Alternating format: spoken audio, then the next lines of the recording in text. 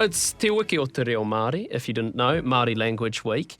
And we've been talking to a bunch of people about kind of their journey with reo and Māori language. And you are Māori, and but you haven't spoken it since you were a kid, right? You've only sort of got a bit more into it. Yeah, correct. More later on in life. Yeah, 100%. And I think this is a story that a lot of people share, sort of not vicariously, but through my children who have gone to school and have grasped te ao Māori, tikanga Māori, te reo Māori, and have run with it and have been starting to explore it and ask a lot of questions. And I was fortunate enough as a young child, I was in primary school at the end of the 90s, sort of the turn of the millennia, intermediate and then into high school. So I was fortunate enough to be surrounded by te reo Māori. My mother spoke te reo Māori. My grandfather never spoke English. My grandmother yelled at me in te reo Māori, and that was a huge part of my upbringing. But at the same time, that era that I was coming through school was perhaps, I think,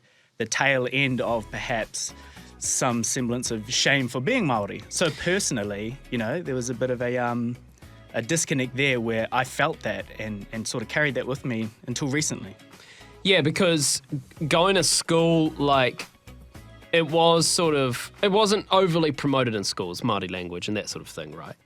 No, and I think around when I started in high school was very much the start of, what we could call a cultural renaissance now in te reo Māori specifically as well, in the education sector and then wider society. But it definitely wasn't promoted. In fact, that's one of the only regrets I have in my life is not taking te reo Māori in Form 3, which is year 9, I believe, in today's grading system. Yep.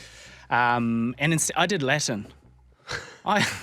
That was a disaster. Carpe diem, brother. Oof, that's all pretty much I know. 6% on my final.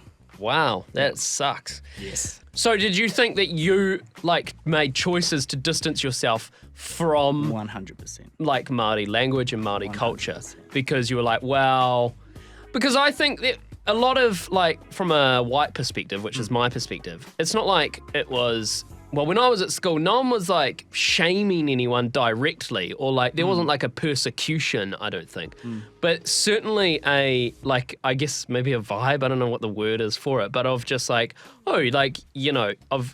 and you would have felt that vibe of just being slightly different or whatever, or not completely the norm, which no one really is, but everyone tries to be the norm, don't they? Yeah, totally. And I mean, just to go back to a thing you just mentioned, my mother is staunch Ngāpuhi and I whakapapa to the South Hokianga, which is amazing. But at the same time, my father, I have a European whakapapa, which I equally, much recognise and know just as deeply. So in fact, what happened for me is that I just preferentially leaned on that side of the European side, 100% of my heritage, and just let my Māori slip away. And in fact, I did actually catch a lot of persecution's a tough word, especially in Christendom, but I mean, I got called all sorts of names coming through school. Yeah, and the whole way. and that's hard, and that makes you kind of want to be well, I want nothing to do with that, right? Exactly. So how's that changed now, and how is that changed for your kids? Because I know you've got how old's your oldest? Josiah, he's 12. Yeah. So and he's kind of loving it, right? Oh, he's a weapon. He's at Takapuna Normal Intermediate on the North Shore of Auckland, and it's such a privileged place to be growing up in.